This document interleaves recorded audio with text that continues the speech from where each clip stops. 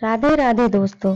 जब बात राधा कृष्ण के परम प्रेम की हो तो उसकी सीमा तो शायद ही कोई मनुष्य जान सके। इनकी लीलाएं इतनी रहस्यमय और प्रेम भरी होती हैं कि कई बार तो सालों साल निकल जाए, लेकिन उस लीला के असली रस का बखान करने में मनुष्यों की जुबान अक्सर फीकी रह जाती है। पर श्री राधे श्याम ने अनेक ऐसे प्रेम भक्त संसार को दिए हैं जिन्होंने अपनी आंखों से श्री किशोर और किशोरी जी की लीलाओं को अपनी आंखों से देखा है। न सिर्फ देखा बल्कि संसार में इनकी लीलाओं का रस भी फैलाया है। आज हम आपको जिस लीला के बारे में बताने वाले हैं, जिसे देखा भी तो राधे श्याम के एक ऐसे भक्त ने जो जन्म से ही देख ही नहीं सकते थे। जी हाँ दोस्तों, हम बात कर रहे हैं सूरदास जी की, जो जन्म से ही अंधे थे परंतु उन्हें राधा कृष्ण साफ नजर आते थे। आज की ये कहानी ली गई है सूरदास के काव्य सुख सागर से। इसमें राधा कृष्ण की बहुत ही सुंदर लीला के बारे में बताया गया है, जिसमें हमारी छोटी सी राधा रानी को सखियों के साथ खेलते खेलते सर्प ने डस लिया था। जैसे ही सांप राधा रानी को डस लेता है, उसके थोड़ी देर बाद राधा रानी बेहोश हो जाती हैं। जैसे ही राधा रानी बेहोश हो जाती हैं तो सखियां बहुत घबरा जाती हैं। उन्हें लगता है कि विष कहीं राधा रानी के शरीर में तो नहीं फैलने लगा, और राधा रानी की सखियां तुरंत उन्हें कीर्तिदा के पास राधा रानी के घर लेकर जाती हैं।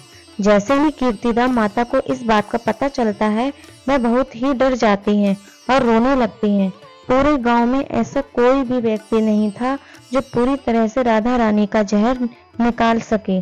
तब एक सखी कहती है, श्री कृष्ण, हाँ हमारे श्री कृष्ण ही हैं जो राधा रानी को एक ही बार में ठीक कर सकते हैं, क्योंकि राधा रानी खुद श्री कृष्ण की प्राण शक्ति हैं।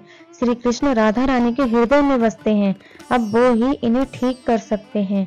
हालांकि श्री कृष्ण अभी बच्चे थे, परंतु पूरे ब्रजमंडल को श्री कृष्ण पर अटूट विश्वास था। साथ ही सखियां कहती हैं कि अब तो कृष्ण को ही बुलाना पड़ेगा, क्योंकि वो तो जगतपति हैं और राधा रानी के स्वामी हैं। अब सभी सखियां दौड़ी दौड़ी नंद बाबा के घर मैया यशोदा के पास चली जाती हैं और राधा रानी को सांप ने डस लिया है, ये बात वो मैया यशोदा को बताती हैं। मैया यशोदा श्री कृष्ण को बुलाती हैं और बताती हैं कि उनकी राधा को सांप ने डस लिया है।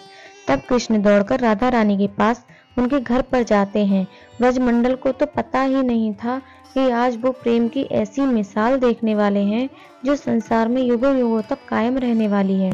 जैसे ही श्री कृष्ण कीर्तिदा माता के घर राधा रानी के पास पहुंचे, कीर्तिदा माँ कृष्ण को वहां देखती हैं और व्याकुलतावश रोते हुए कन्हैया के हाथों में राधा रानी को सौंप देती हैं और उन्हें सारी बातें बता देती हैं।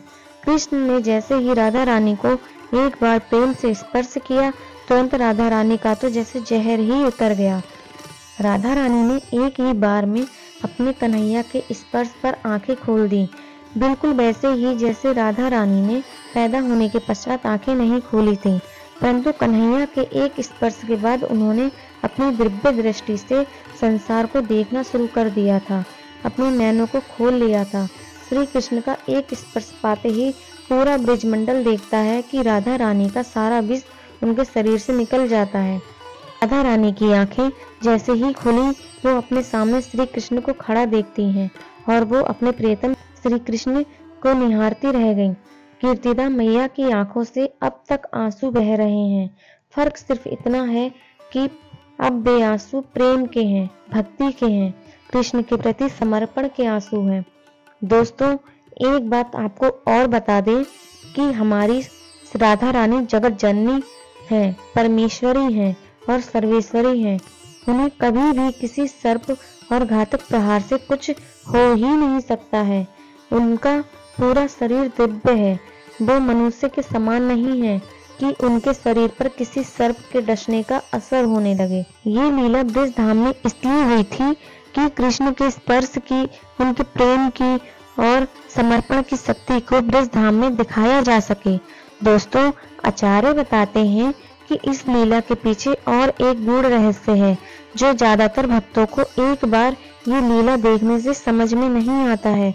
वो रहस्य यह है कि ये जहर क्या है। ये जहर जो कथाकथित तौर पर चढ़ रहा था वह असल में सांसारिक मनुष्य की बुराई है, जो हर दिन मनुष्य में इसी जहर की तरह चढ़ती है। और जैसे ही श्री कृष्ण का प्रेम भरा एक स्पर्श हम जैसे जीवात्माओं को लग जाता है, वो जहर और बुराइयां अपने आप उतर जाती हैं। आपको कैसी लगी ये वीडियो हमें कमेंट करके ज़रूर बताएं।